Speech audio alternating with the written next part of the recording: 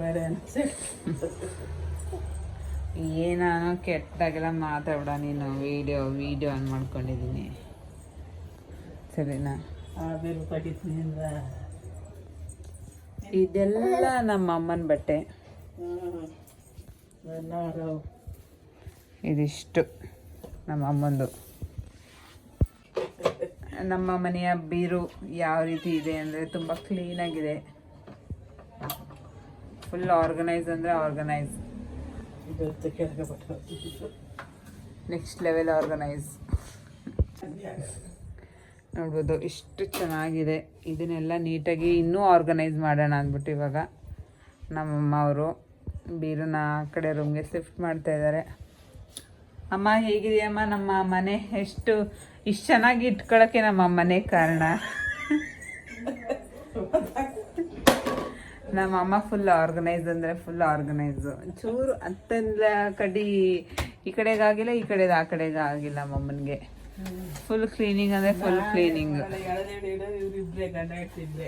ಹೌದೌದು. ನೀನು ತುಂಬ ಜೋಡಿಸೋದು ಆಯ್ತು. ನಾ ಏನು ಮಾಡ್ತೀನಿ ಗೊತ್ತ, ತುರ್ತೀನಿ ಅದೆಷ್ಟು ಮುಡ್ಚಿ ಮಾಡೋದು.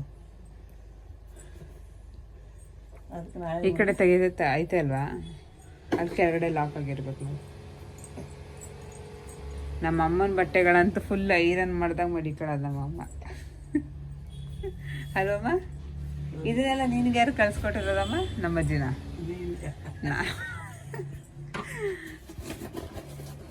ಈ ಬಟ್ಟೆ ತೋರಿಸು. ಹೇಳಿದ ಮಾತು ಕೇಳೋದು. ವಾವ್, ಒಂದೇ ದಿವಸ ಆರ್ಗನೈಸ್ ಅಂದ್ರೆ ಜೋಡಿಸೋಣ. ನಾಳೆ ಜೋಡಿಸೋಣ ಅಂದ್ಬಿಟ್ಟು ಅಮ್ಮ, ನಾಳೆ ಜೋಡಿಸೋಣ ಬಿಡಮ್ಮ ತೆಗಿ.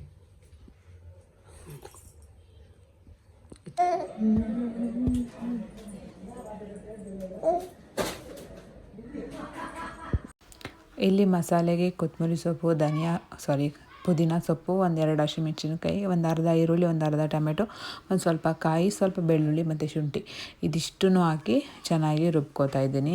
ಮಶ್ರೂಮ್ಗೆ ತರಕಾರಿ ಹಾಕ್ತಾಯಿಲ್ಲ. ಮಶ್ರೂಮ್ ಮತ್ತು ಬೇಬಿಕಾರ್ನ್, ಟೊಮೆಟೊ, ಈರುಳ್ಳಿ ಇದಿಷ್ಟನ್ನು ಕೂಡ ಒಗ್ಗರಣೆಗೆ ಚಾಪ್ ಮಾಡಿ ಎತ್ತಿ ಇಟ್ಕೊಂಡಿದ್ದೀನಿ. ಇವಾಗಂತೂ ಮಶ್ರೂಮ್ ಬಿರಿಯಾನಿ ನನ್ನ ಫೇವ್ರೇಟ್ ಆಗಿಬಿಟ್ಟಿದೆ. ಸರಿ, ಇವತ್ತು ಸ್ವಲ್ಪ ಬೇಬಿಕಾರ್ನ್ ಇತ್ತಲ್ಲ, ಸರಿ ಅದನ್ನು ಸೇರಿಸಿ ಮಾಡೋಣ ಅಂತಂದ್ಬಿಟ್ಟು ಮಾಡ್ತಾಯಿದ್ದೀನಿ. ಇಲ್ಲಿ ಸ್ವಲ್ಪ ಎಣ್ಣೆ ತುಪ್ಪ ಹಾಕಿ ಪಲಾವ್ ಸ್ಪೈಸಸ್ನ ಆ್ಯಡ್ ಮಾಡ್ಕೊತಾ ಇದ್ದೀನಿ. ಅದಕ್ಕೆ ಸ್ವಲ್ಪ ಈರುಳ್ಳಿ ಮತ್ತು ಬೇಬಿಕಾರ್ನ್ ಹಾಕಿ ಚೆನ್ನಾಗಿ ಅದನ್ನು ಕೂಡ ಮಿಕ್ಸ್ ಮಾಡ್ಕೊತಾ ಇದ್ದೀನಿ. ಬೇಬಿಕಾರ್ನ್ ಸ್ವಲ್ಪ ಫ್ರೈ ಮಾಡಿಕೊಂಡ್ರೆ ಟೇಸ್ಟು ಚೆನ್ನಾಗಿ ಬರುತ್ತೆ ಅಂತ ಅಂದ್ಬಿಟ್ಟು ಇವಾಗ ಇದಕ್ಕೆ ಮಶ್ರೂಮ್ ಮತ್ತು ಟೊಮೆಟೊನ ಆ್ಯಡ್ ಮಾಡ್ತಾಯಿದ್ದೀನಿ. ಇದನ್ನು ಕೂಡ ಅಷ್ಟೇ ಒಂದು 2 ನಿಮಿಷ ಫ್ರೈ ಮಾಡಿಕೊಂಡ್ರೆ ಸಾಕಾಗುತ್ತೆ. ಮತ್ತು ಇದಕ್ಕೆ ಆ್ಯಸ್ ಯೂಶ್ವಲ್ ಮಸಾಲೆ ಏನಿದೆ ಅದನ್ನು ಆ್ಯಡ್ ಮಾಡ್ತಾಯಿದ್ದೀನಿ. ತುಂಬ ಸಿಂಪಲ್ಲಾಗಿ ಮಾಡ್ಕೊಬೋದು ಮತ್ತು ಒಂದು 15 ಮಿನಿಟ್ಸಲ್ಲಿ ನಿಮಗೆ ಆಗೋಗ್ಬಿಡುತ್ತೆ. ತುಂಬ ಅಂದರೆ ತುಂಬಾ ಚೆನ್ನಾಗಿರುತ್ತೆ. ನನ್ನ ಒಂದು ಫೇವ್ರೇಟ್ ಅಂತಲೇ ಹೇಳ್ಬೋದು ಮಶ್ರೂಮ್ ಬಿರಿಯಾನಿ. ನನಗಂತೂ ಸೀರಿಯಸ್ ಆಗಿ ಇವಾಗ ತುಂಬ ಅಂದರೆ ತುಂಬ ಇಷ್ಟ ಆಗಿಬಿಟ್ಟಿದೆ. ಅದರಲ್ಲೂ ಈ ಥರ ಸ್ವಲ್ಪ ಮಸಾಲ ಹಾಕಿ ಮಾಡೋದು ನನಗೆ ತುಂಬಾ ಇಷ್ಟ. ಮತ್ತು ಇದಕ್ಕೆ ಸ್ವಲ್ಪ ಅರಿಶಿನ ಪುಡಿ ಮತ್ತು ಸ್ವಲ್ಪ ಉಪ್ಪನ್ನ ಹಾಕ್ಕೊತಾ ಇದ್ದೀನಿ. ಉಪ್ಪನ್ನ ಹಾಕ್ಕೊಂಡು ಒಂದು 2 ನಿಮಿಷ ಎಣ್ಣೆ ಬಿಟ್ಕೊಳ್ಳೋ ತನಕ ಫ್ರೈ ಮಾಡಿಕೊಂಡು ನೆಕ್ಸ್ಟು ಅಕ್ಕಿ ಹಾಕ್ಬಿಟ್ಟು ಸ್ವಲ್ಪ ನೀರನ್ನ ಸೇರಿಸ್ಕೊತಾ ಇದ್ದೀನಿ. ಇವಾಗ ನಾನು 2 ಲೋಟ ಅಕ್ಕಿನ ತೊಗೊಂಡಿದ್ದೀನಿ. ಸೊ 2 ಲೋಟ ನೀರು ಹಾಕ್ಕೊತಾ ಇದ್ದೀನಿ. ಯಾಕಂದರೆ ಗ್ರೇವಿಯಲ್ಲಿ ಹಾಕಿರ್ತೀನಲ್ವ ಅದ್ರಲ್ಲಿ ಸ್ವಲ್ಪ ನೀರಿರುತ್ತೆ. ಇದಕ್ಕೆ ಸ್ವಲ್ಪ ಮೊಸರನ್ನ ಹಾಕ್ಕೊತಾ ಇದ್ದೀನಿ, ಸ್ವಲ್ಪ ಹುಳಿ ಫ್ಲೇವರ್ ಇರಲಿ ಅಂತ ಅಂದ್ಬಿಟ್ಟು. ಇದಿಷ್ಟೇ, ಒಂದು 2 ವಿಜಿಲ್ ಬರ್ಸಿದ್ರೆ ಮುಗಿಯುತ್ತೆ. ತುಂಬಾ ಚೆನ್ನಾಗಿತ್ತು. ಮಧ್ಯಾಹ್ನಕ್ಕೆ ನಾನು ಮಾಡ್ಕೊತಾ ಇದ್ದಿದ್ದು. ಸೊ ಯಾಕಂದರೆ ಸ್ವಲ್ಪ ಬಟ್ಟೆ ಎಲ್ಲ ಮಡ್ಚೋದಿತ್ತು. ಹಬ್ಬ ಆದ ನೆಕ್ಸ್ಟ್ ಡೇಗೆ ನಾನು ಬಟ್ಟೆನ ಸ್ವಲ್ಪ ಫುಲ್ ಮೆಸ್ ಆಗಿಬಿಟ್ಟಿತ್ತು ಬಟ್ಟೆ. ನಿಜ ನೀವು ನೋಡಿದ್ರಲ್ಲ, ಎಷ್ಟೊಂದು ಬಟ್ಟೆನೇ ತೊಗೊಳಕ್ಕಾಗ್ತಾ ಇರಲಿಲ್ಲ. ಯಾವ ಬಟ್ಟೆ ಎಲ್ಲಿದೆ ಅಂತಲೇ ಗೊತ್ತಾಗ್ತಾ ಇರಲಿಲ್ಲ. ಆ ಥರ ಒಂದು ಮೆಸ್ಸಪ್ ಆಗಿಬಿಟ್ಟಿತ್ತು. ಸರಿ ಇನ್ನೇನು ರೆಡಿ ಮಾಡ್ಕೊಳ್ಳೋಣ, ಮತ್ತು ಪದೇ ಪದೇ ಇದೇ ಥರ ಇದ್ದರೆ ಬಟ್ಟೆಗಳು ಯಾವುದೂ ಸಿಗೋದಿಲ್ಲ ಅಂತಂದ್ಬಿಟ್ಟು ಕ್ಲೀನ್ ಮಾಡ್ಕೊಳ್ಳೋಣ ಅಂದೆ. ಬಟ್ ಅದು ನೋಡಿದ್ರೆ 2 ದಿವಸ ಆಯಿತು. ಅವತ್ತು ಆಫ್ಟರ್ನೂನ್ನ ತೆಗೆದ್ವಿ ಎಲ್ಲ ಬಟ್ಟೆಗಳನ್ನ ಜೋಡಿಸೋಣ ಅಂದ್ಬಿಟ್ಟು. ಮತ್ತು ಈ ಬೀರೂನ ನಮ್ಮ ಒಂದು ರೂಮ್ಗೆ ಶಿಫ್ಟ್ ಮಾಡ್ಕೊಂಡ್ವಿ. ಯಾಕಂದರೆ ಮೊದಲು ತೊಟ್ಲು ಇಡ್ತಾ ಇದ್ವಲ್ವ. ಸೊ ಇವಾಗ ಅಲ್ಲಿ ತೊಟ್ಲು ಇಡ್ತಾ ಇಲ್ಲ, ಯಾಕಂದರೆ ಅವ್ನು ಮಲ್ಕೊತಾ ಇಲ್ಲ ತೊಟ್ಲಲ್ಲಿ. ಅದರಿಂದ ಸರಿ ಅದು ತೊಟ್ಲು ಎತ್ಬಿಟ್ಟು ಈ ಕಡೆಗೆ ಇಟ್ಬಿಡೋಣ. ಮತ್ತು ನನ್ನ ಬಟ್ಟೆಗಳೇನಿದೆ ಅದನ್ನೆಲ್ಲ ನಾನು ಈ ಕಡೆ ಜೋಡಿಸ್ಕೊಳ್ಳೋಣ ಅಂತಂದ್ಬಿಟ್ಟು ಜೋಡಿಸ್ಕೊತಾ ಇದ್ದೆ. ಆವತ್ತು ನನ್ನ ಬಟ್ಟೆಗಳೇ ತುಂಬಾ ಜಾಸ್ತಿ ಇತ್ತು. ಅದನ್ನೆಲ್ಲ ಮಡಚೋ ಅಷ್ಟರಲ್ಲಿ ಸೀರಿಯಸ್ಲಿ ಸಾಕಾಯಿತು. ನೆಕ್ಸ್ಟ್ ಟೈಮ್ ಈ ಥರ ಮಾಡ್ಕೊಬಾರ್ದು ಅಂತ ಅನಿಸುತ್ತೆ. ಪ್ರತಿ ಸಲ ಇದೇ ಥರ ಮಾಡಿದಾಗ್ಲೂ ಹಿಂಗೆ ಅನಿಸುತ್ತೆ, ನೆಕ್ಸ್ಟ್ ಟೈಮ್ ಈ ಥರ ಮಾಡ್ಕೊಬಾರ್ದು ಅಂತ ಅನಿಸುತ್ತೆ. ಬಟ್ ಆ್ಯಸ್ ಯೂಶ್ವಲ್ ಸೇಮ್ ಹಂಗೆ ಆಗಿಬಿಡುತ್ತೆ. ಅಮ್ಮ ಸಂಜೆ ಅಡುಗೆ ಎಲ್ಲ ರೆಡಿ ಮಾಡ್ಕೊತಾಯಿದ್ರು. ನನ್ನ ಪಾಡಿಗೆ ನಾನು ಬಟ್ಟೆನ ಜೋಡಿಸೋದು ಅದು ಇದೆಲ್ಲ ಮಾಡ್ತಾಯಿದ್ದು. ಮತ್ತು ಇದು ನೆಕ್ಸ್ಟ್ ಡೇ ನಾನು ಆಫ್ಟರ್ನೂನ್ ಅಷ್ಟರಲ್ಲಿ ರೆಡಿ ಮಾಡ್ಕೊಂಡಿದ್ದು ನೋಡ್ಬೋದು. ಒಂದು ಕಡೆ ನಮ್ಮ ಮನೆಯವ್ರದ್ದು ಮತ್ತು ಒಂದು ಕಡೆ ನಂದು ಮತ್ತು ಸ್ವಲ್ಪ ನಮ್ಮ ಅಮ್ಮಂದೆಲ್ಲ ಇತ್ತಲ್ಲ ಅದನ್ನೆಲ್ಲ ಇಟ್ಟು ನೀಟಾಗಿ ಜೋಡಿಸ್ದೆ, ಆರ್ಗನೈಸ್ ಮಾಡಿದೆ. ಸದ್ಯಕ್ಕೆ ಇವಾಗ ಸಮಾಧಾನ ಅಂತ ಅನ್ನಿಸ್ತು. ಮತ್ತು ಒಂದು ಸ್ವಲ್ಪ ಬಟ್ಟೆನೂ ಕೂಡ ಆರ್ಡರ್ ಮಾಡ್ಕೊಂಡಿದ್ದೆ, ಅದು ಕೂಡ ಬಂದಿತ್ತು. ಇದು ಅಜಿಯೋದಲ್ಲಿ ಮಾಡಿರೋದು ಈ ಒಂದು ಡ್ರೆಸ್ಸು. ಕ್ವಾಲಿಟಿ ಅಂತೂ ಮಾತಾಡೋಂಗಿಲ್ಲ. ಸೀರಿಯಸ್ಲಿ ತುಂಬ ಅಂದರೆ ತುಂಬಾ ಚೆನ್ನಾಗಿದೆ. ನನಗೆ ತುಂಬಾ ಇಷ್ಟ ಆಯಿತು. ಇದು ಎಷ್ಟು ಅಂದರೆ 490 ರೂಪಾಯಿ ಅನಿಸುತ್ತೆ. ಸಿಕ್ಕಾಪಟ್ಟೆ ಚೆನ್ನಾಗಿದೆ. ನನಗೆ ತುಂಬಾ ಇಷ್ಟ ಆಯಿತು. ಮತ್ತು ಮೀಶೋದಲ್ಲಿ ಒಂದು ಬ್ಲೌಸ್ನ ಆರ್ಡರ್ ಮಾಡಿದ್ದೆ, ನೋಡೋಣ ಹೆಂಗೆ ಬರುತ್ತೆ ಅಂತ ಅಂದ್ಬಿಟ್ಟು. ಬಟ್ ಚೆನ್ನಾಗಿ ಬಂದಿದೆ. ಇದನ್ನು ಸ್ವಲ್ಪ ಆಲ್ಟ್ರೇಷನ್ ಮಾಡಿಸ್ಬೇಕು.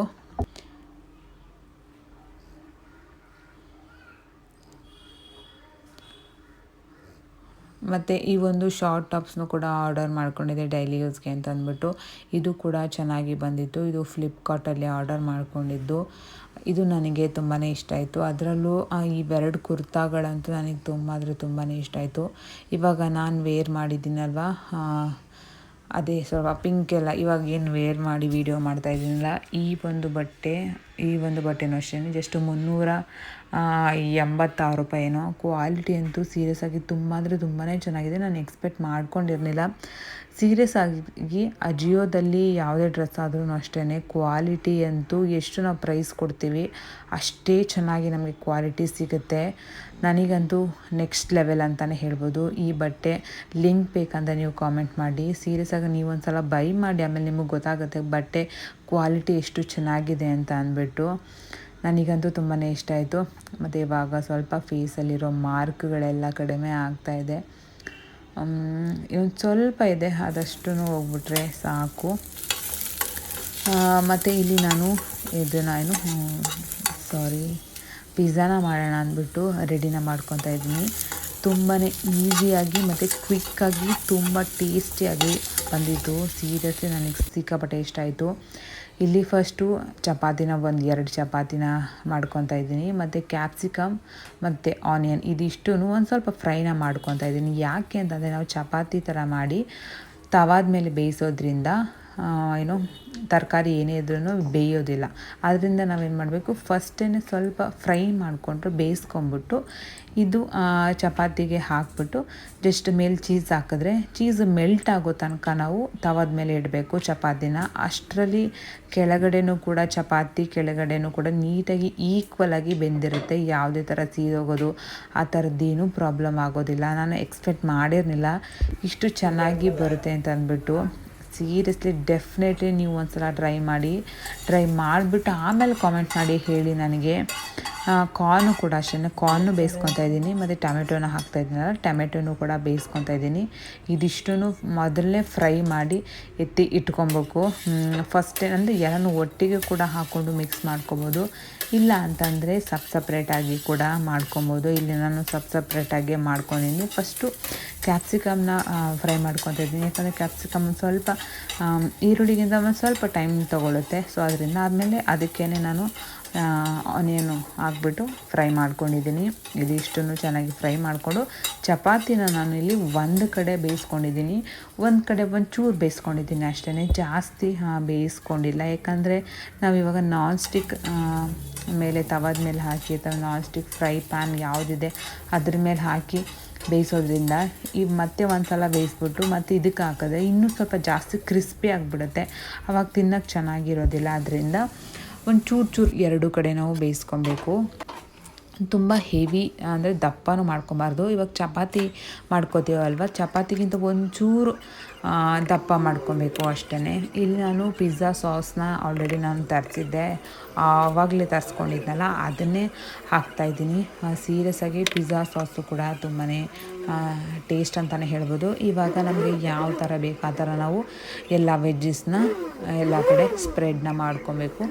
ಸ್ಪ್ರೆಡ್ ಮಾಡಿಕೊಂಡು ಚೀಸ್ನ ಎಲ್ಲ ಕಡೆ ಚೆನ್ನಾಗಿ ತುರಿದ್ಬಿಟ್ಟು ಇಲ್ಲಿ ಚಿಲ್ಲಿ ಫ್ಲೆಕ್ಸ್ ಮತ್ತು ಆರಿಗ್ಯಾನೋ ಇದೆರಡು ಕೂಡ ಮೇನ್ ಅಂತಲೇ ಹೇಳ್ಬೋದು. ಇದು ಕೂಡ ಚೆನ್ನಾಗಿ ಒಂದು ಫ್ಲೇವರ್ನ ಕೊಡುತ್ತೆ.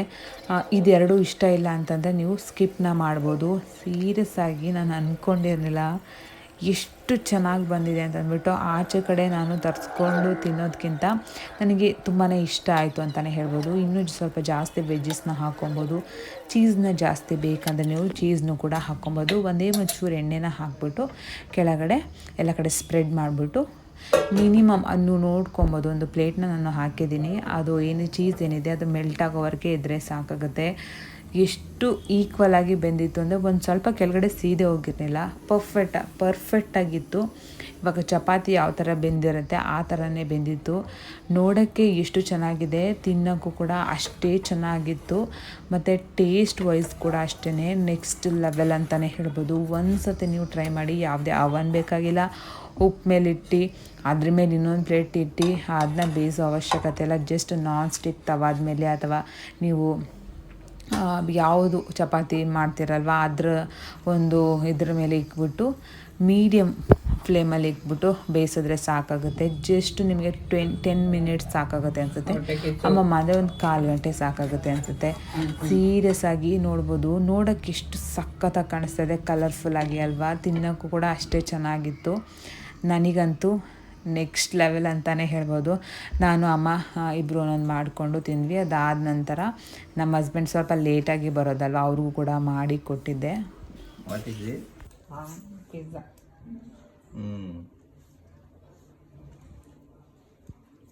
ಮಮ್ಮಿಯವರು ಕಮೆಂಟ್ ಕೊಟ್ಟಿದ್ದಾರಾ?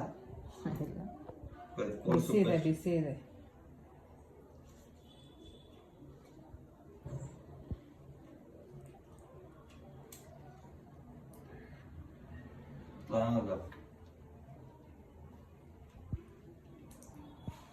ಸೀರೆ ಸ್ವಲ್ಪ ಚೆನ್ನಾಗಿತ್ತು ತಾನೆ? ಚಪಾತಿ ಪಿಜ್ಜಾ ಇಷ್ಟ ಆಯ್ತಾ? ನಿಮ್ಮ ಮಮ್ಮಿ ಕೊಡು ತಿನ್ಲಿ. ನಾವು ತಿಂದ್ವಿ ಅವಾಗಲ. ಸಾಸ್ ಬೇಕಾ?